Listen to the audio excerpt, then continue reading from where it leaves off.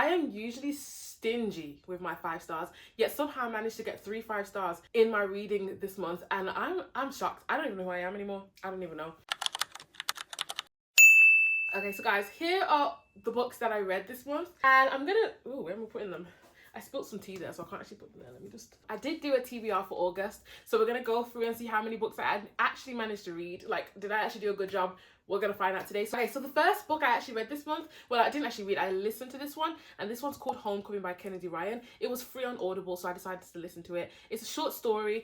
Honestly, I don't know how I feel about this one. I rated this 3 stars. It follows 2 people. They come back home for their homecoming at their high school. They've always had a thing for each other, but they never quite managed to actually like get it started, basically. And they kind of get a chance to rekindle it. It was too fast of a story in my opinion. Also, there was something that happened in there that is a huge pet peeve for me, and I can't tell you guys what it is because it's kind of a spoiler. You do follow him also rekindling his relationship with his daughter because he was away for a bit, and that's kind of like a little thing that annoys me. Not because he came back, not because he came back. Something about, I can't even tell you what it's about because it will highlight probably what's gonna happen. So 3 stars for that one. Still love Kennedy Ryan. That one just wasn't for me. I also hate that the narrator was the same narrator from Before I Let Go, and I kept hearing his voice, but he wasn't doing what I liked that he did in that book. So yeah, anyway, so then we move on to the second book I read, which was Funny Story. So guys, I read Funny Story, and I feel like I say this every time. I'm gonna say it one last time now.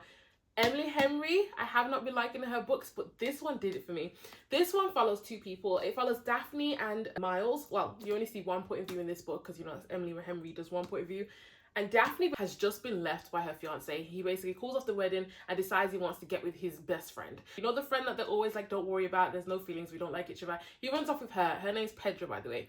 And then, so she's left now with nowhere to go. And guess where she goes? She moves in with Miles. And Miles is actually Pedro's ex-boyfriend. She breaks up with him to go run off with her man, and basically, yeah, they're kind of forced to live with each other because they have nowhere else to go. So yeah, and then you follow their story. It is the cutest thing ever, guys. When I tell you this book is titled correctly, because I was laughing so much. I was like giggling and kicking my feet, and like, I love that so much. And like, not even like giggling and laughing, like I genuinely thought much of this book was actually funny. And as you can see, I tabbed it, and this was my first ever 5 star for Emily Henry, and like, it sucked me in, and it's why I bought her next book now.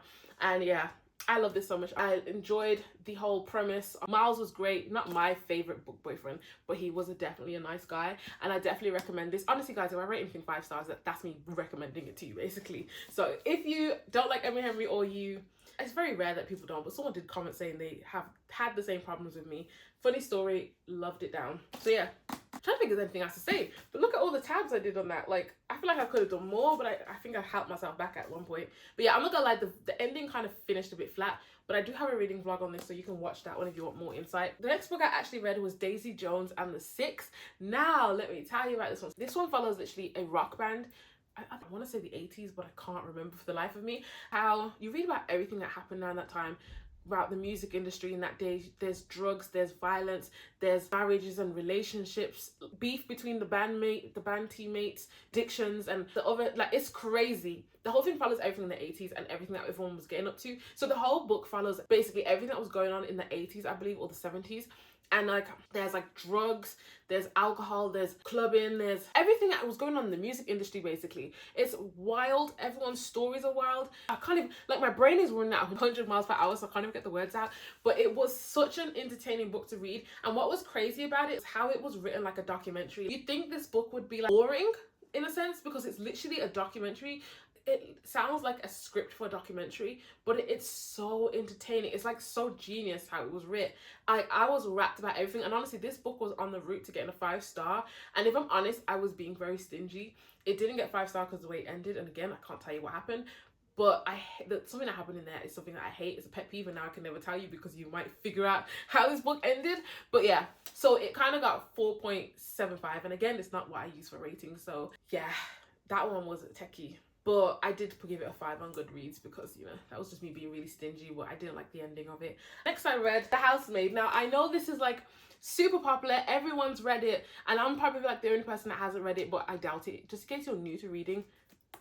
If you're new to reading and you want to start with a thriller, this is the way to go. It's not like super scary. I thought I was going to bite my nails, like turning when there's loud noises in the house, but it wasn't. It was just, it's literally a psychological thriller. It's like, you're like, wow, are you actually okay? Like, you're a bit tapped. So yeah, anyway, this book 8.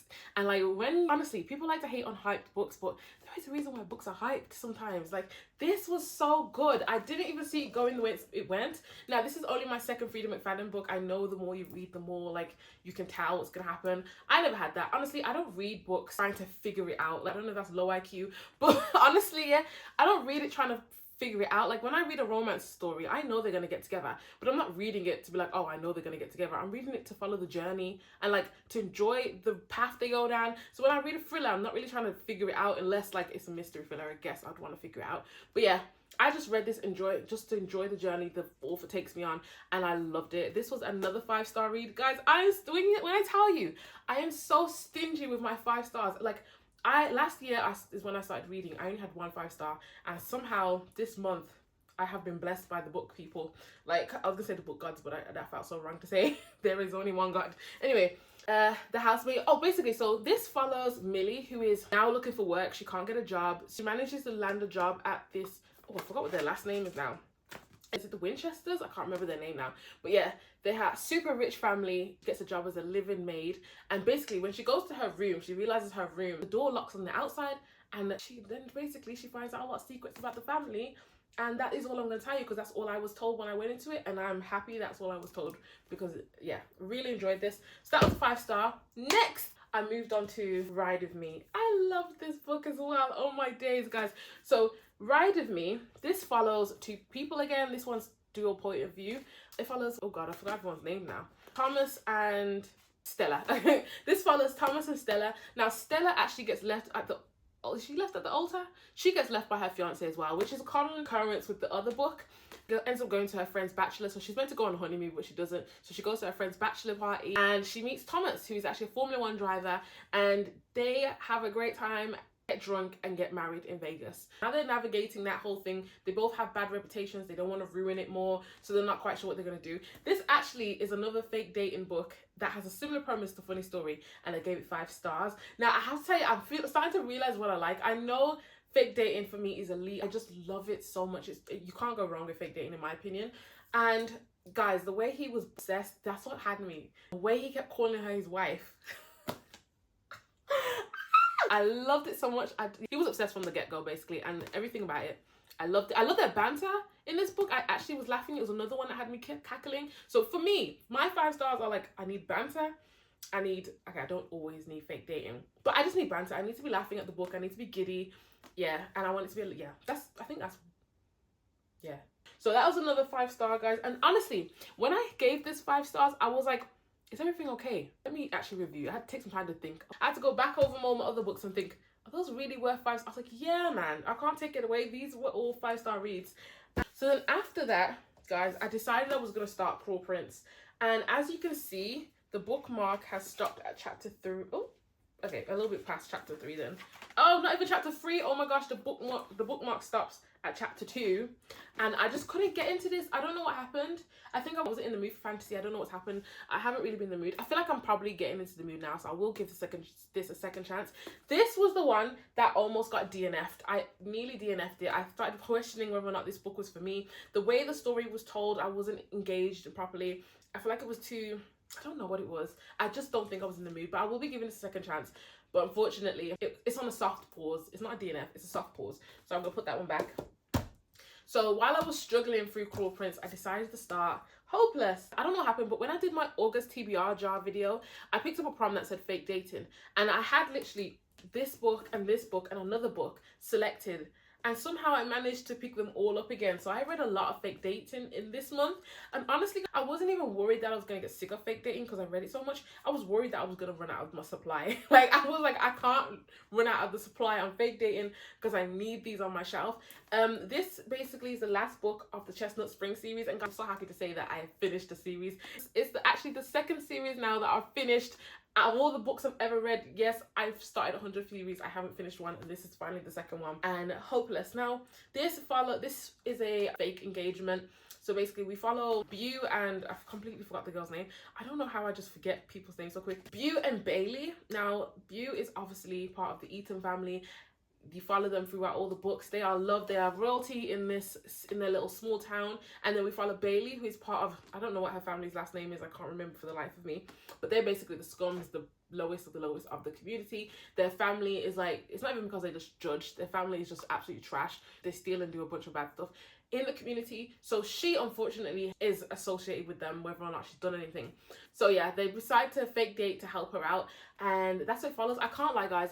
This book is obviously a age gap romance, because all the Chestnut Springs series, it's all age gap romances. But I think because I was like pre-groomed before, that sounds horrific, but because I was like prepared, let's say that it was prepared when I read these books the first time that there was gonna be an age gap, it wasn't that weird. But this time around, it was just felt a little bit uncomfortable to read. I don't know what it was. I think it's also because she was a virgin in this book. That's not a spoiler. It literally says at the back. I didn't read the back before I read it, so I forgot, and I wasn't mentally prepared for it. And like, she's a little bit more on the shyer side, and I just thought, this is too icky. She's 22, he's like 35, and he's taking her for gin. Oh yeah, it was all a bit weird. I don't know what happened, but yeah, I didn't hate this one. It was not my favorite, if I'm honest. This one was what did I rate this? I did actually rate it 4 stars. So honestly, literally, the Chestnut Spring series, the series is just good. So when I say, oh, I only got 4 stars, like, that's just because all the rest of them got like quite highly rated. To be honest, they were only like 4.5. Honestly, truthfully, I feel like this should be a 3.75, but I don't really do those type of ratings, so I'm just gonna give it the 4. So that was a 4 star. Next, what did we read? Oh my goodness. Okay, so guys, I also had Agatha on my reading list. Yeah, I didn't want to read it when I picked it up, and I still don't want to read it. This prompt, I think the prompt for this one was actually one that you've been avoiding, and it was avoided again this month. I did listen to the audiobook a little bit, like 1 or 2 chapters, but I couldn't focus, and I do really want to pay attention to this series, but I just wasn't in the mood to read it, so yeah, that one was not read. Then obviously the last one was Scarred. Okay, so I have not finished Scarred. I have started it though, as you can see. I'm really enjoying this one. We're on chapter 19.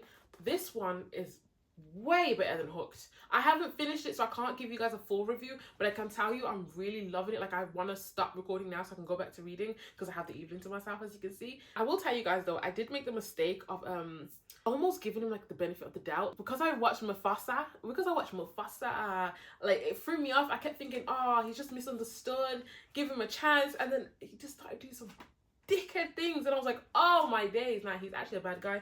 The book, like, right at the front of the book, if I can even find it, this has a little map as well, you know, it's quite interesting. But right at the front of the book, you can see it says the main character is a villain. If you're looking for a safe read, you will not find it in these pages. And I went into this book forgetting that and thinking, oh no, Mufasa, he's just misunderstood. Or in this case, Tristan, he's misunderstood. And then he just did some dickhead things, and I was like, oh yeah, I forgot, you are literally a villain. You are actually a bad guy, and I forgot. And I need to like remember that when I'm reading it. But I'm really enjoying it. This is way better than Hooked, let me tell you that. And actually guys, that is everything that I read this month. Let me double check on my little Notion template.